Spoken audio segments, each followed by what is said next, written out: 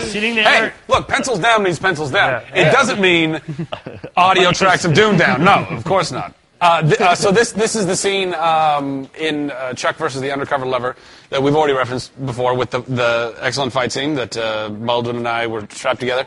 And the whole other storyline is Captain Awesome and Ellie, and they're kind of going through this like couple issues as a couple.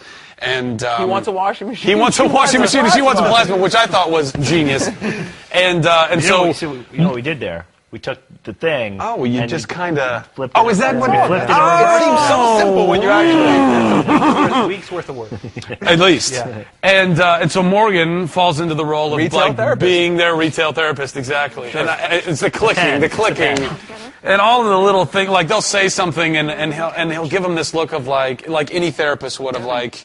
It's that look you don't want to see from your therapist of like, oh, you've got really big problems. You start writing something, and I was watching, and I couldn't. All the scenes that I picked were just things that I felt like when they just tickled me. They tickled me. I would be on set, and I so appreciate the cast that we have, and you guys did such a fantastic job putting us all together, I think, and Patrick Rush, of course. And so I was tickled by it. Also, Morgan, you're actually genuinely trying to help them. Yeah. Even though it's completely in your best interest to destroy Captain Awesome and Ellie's relationship and make your move. Right. When push comes to shove, you're there for them.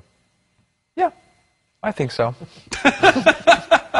But that's what makes him an endearing character. That's right. He's not like a classic slasher. No, he's not. He's more of like he wants Ellie. He's always wanted Ellie, but he's also like still a gentleman in some weird Morgan-esque way. Well, like Ellie's drunk and kind of passed out and sort of the no-touch policy. Nothing. Yeah. It was sort of. I thought it was very sweet and sort of whatever. Yeah. It was like and you don't let it go creepy. No. Plus, you have a girlfriend at that point. Well, that's the other thing too. Then at this point, you do have Anna kind of curbed my Ellie lust, I suppose, slightly. Except when there's food involved. Because I think there's a line that says, "You always be a sister. You always like a sister to me, right? Sister, I want to have sex with you." It's such a great. So line. There's always a little bit such of a great line. So point for us. Good. A couple of points, I'd say. I'll give it up. So there you go. 5 on that one. And again, I chose scenes based on like just how giddy I got just watching everyone kind of interact and do their thing, and Vic especially to me I think is just a funny guy. He's really, really talented, and this is an opportunity for him to really shine and see this Jeff and Lester dynamic and in a different way. This episode especially fleshed it out a little bit more. You got a sense of what they do after hours. Exactly. Just go to Bennigan's. Just go to Benny's. I mean, there were so many takes where I broke so many times. I couldn't. It was so hard to look them in the eyes as they were doing their thing. And then, of course, Baldwin getting to lay down the law. Just as there's a universe where, like, Casey and Jeff and Lester share scenes together. I think that's one of the genius things. Again, point for you guys. That you did. So well played. But so well played.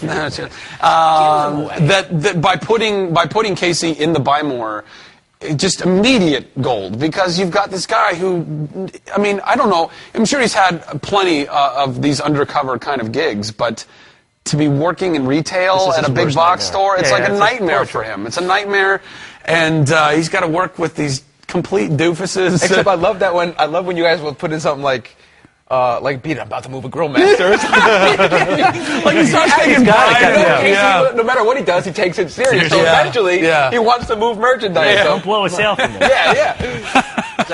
Being a new guy. Could you talk about like improvisation? Because like Vic is notorious, and Scott too. At just like infamous. He'll do it once one way and then keep on changing it up. Yeah, he's continuity. He's like an editor's like dream/nightmare. I think that's ultimately what you want, is to have actors that are constantly trying to keep it fresh, and especially in comedy, it can become stale really quickly through all the rehearsal and all the takes, and to be able to constantly look at it from a new way while keeping the heart of what you're dealing with, but putting a little spin on it here or there. But it's all. I mean, for me also, it's when you're working really long days, you want the crew and you the writers and everyone to find it funny every time, because if you keep doing the same thing, then eventually you can see the camera operator going, "Yeah, I've been through this." Well, do you guys key off of that too? I mean, yes. There's no greater nightmare than making something funny and not hearing a pin drop. You know what I mean? Like you're like doing a bit, and it's just like you have to get used to that because it's like, and you're doing it now for the second time. It's like nobody's laughing. Right. But until and it's like cut, and you hear, and you're like, oh, thank God. Exactly. What else?